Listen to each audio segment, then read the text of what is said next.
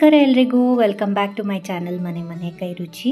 ಇವತ್ತು ನಾನು ಆರೋಗ್ಯಕರವಾದ ಕರ್ಬೇವಿನ ಸೊಪ್ಪಿನ ಚಟ್ನಿ ಪುಡಿನ ಮಾಡಿ ತೋರಿಸ್ತಾ ಇದ್ದೀನಿ.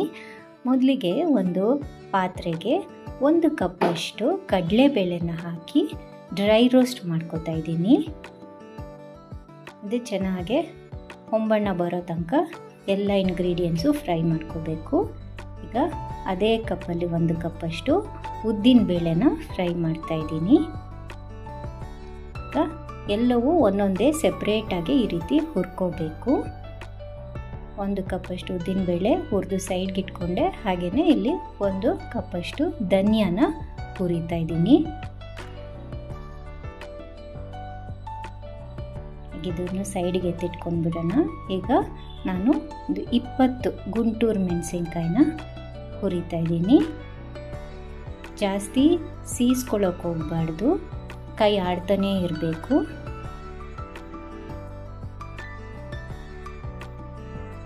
ನೋಡಿ ಇದಾಗಿದೆ.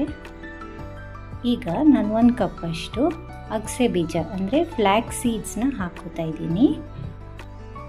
ಸಾಮಾನ್ಯ ಕರ್ಬೇವಿನ ಚಟ್ನಿ ಪುಡಿಗೆ ಯಾರೂ ಹಾಕಲ್ಲ, ನಾನು 1 ಕಪ್ಪಷ್ಟು ಇದನ್ನು ಸೇರಿಸ್ಕೊತಾ ಇದ್ದೀನಿ. ಅದೆಲ್ಲ ಚಿಟ್ಕುಟ್ಟುತ್ತೆ. ಚಿಟ್ಕುಟ್ಟಿದ್ಮೇಲೆ ಸೈಡ್ಗೆ ಇಟ್ಕೊಳ್ಳೋಣ. ಈಗ 2 ಸ್ಪೂನಷ್ಟು ಜೀರಿಗೆನ ಹುರಿದಿಟ್ಕೊಂಡಿದ್ದೀನಿ. ಹಾಗೆ ಬೆಳ್ಳುಳ್ಳಿ 7-8 ಎಸಳನ್ನ ನಾನಿಲ್ಲಿ ಫ್ರೈ ಮಾಡ್ತಾಯಿದ್ದೀನಿ. ಬೇಡ ಅಂದರೆ ಇದನ್ನು ಸ್ಕಿಪ್ ಮಾಡ್ಬೋದು. ಇಲ್ಲಿ 1 ಬೌಲಷ್ಟು ಕರ್ಬೇವಿನ ಸೊಪ್ಪನ್ನ ಚೆನ್ನಾಗಿ ತೊಳೆದು ಈಗ ಫ್ರೈ ಮಾಡ್ತಾಯಿದ್ದೀನಿ. ಇದೆಲ್ಲ ತುಂಬ ಗರಿ ಆಗಬೇಕು, ಆ ರೀತಿ ಡ್ರೈ ರೋಸ್ಟ್ ಮಾಡ್ಕೋಬೇಕು. ನೋಡಿ ಹೇಗಿದೆ ಆಗಿದೆ, ಈ ಥರ ಆಗಬೇಕು. ನೋಡಿ ಈಗೆಲ್ಲ ಇಂಗ್ರೀಡಿಯೆಂಟ್ಸು ನಾನು ಹುರಿದು ಸೈಡಿಗೆ ಎತ್ತಿಟ್ಕೊಂಡಿದ್ದೀನಿ.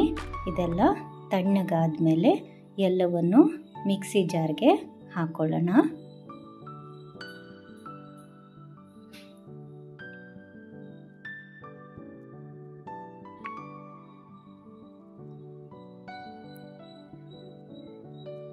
ಇದೆಲ್ಲ ಹಾಕೋತಾ ಇದ್ದೀನಿ. ತಣ್ಣಗಾದ್ಮೇಲೆ ಗ್ರೈಂಡ್ ಮಾಡಿಕೊಂಡ್ರೆ ರುಚಿ ಚೆನ್ನಾಗಿರುತ್ತೆ. ಬಿಸಿ ಇದರಲ್ಲಿ ಪೌಡರ್ ಮಾಡೋದು ಬೇಡ. ಈಗ 1 ನಿಂಬೆಹಣ್ಣು ಗಾತ್ರದಷ್ಟು ಹುಣಸೆಹಣ್ಣು ಹಾಕ್ತಾಯಿದ್ದೀನಿ.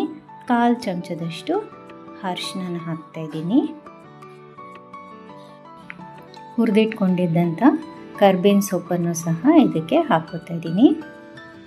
ಈ ಸ್ಟೇಜಲ್ಲೇ ಇದಕ್ಕೆ ನಿಮಗೆ ರುಚಿಗೆ ಎಷ್ಟು ಬೇಕೋ ಅಷ್ಟು ಉಪ್ಪನ್ನು ಹಾಕೋಬೇಕು.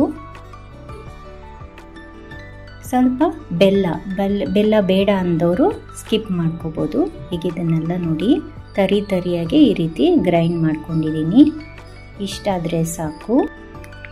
ದಿನ ಊಟ ಮಾಡುವಾಗ 1 ಚಮಚದಷ್ಟು ಈ ಚಟ್ನಿ ಪುಡಿನ ಅನ್ನಕ್ಕೆ ತುಪ್ಪ ಹಾಕ್ಕೊಂಡು ತಿನ್ನೋದ್ರಿಂದ ಆರೋಗ್ಯಕ್ಕೆ ತುಂಬ ಒಳ್ಳೆಯದು.